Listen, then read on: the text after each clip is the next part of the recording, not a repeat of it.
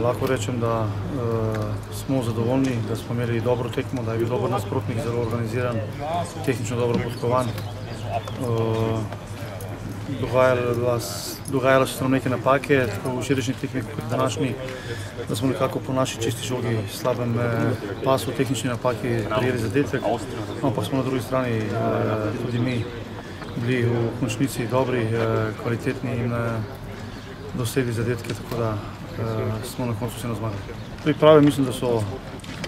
da so potekale po načrtu, da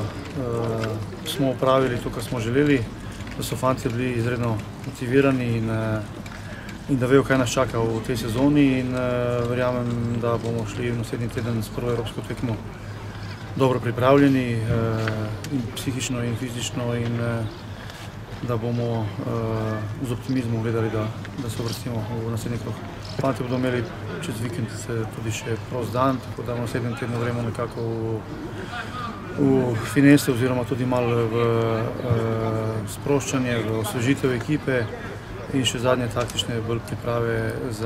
že za to prvo tekmo proti Luksemburžanom.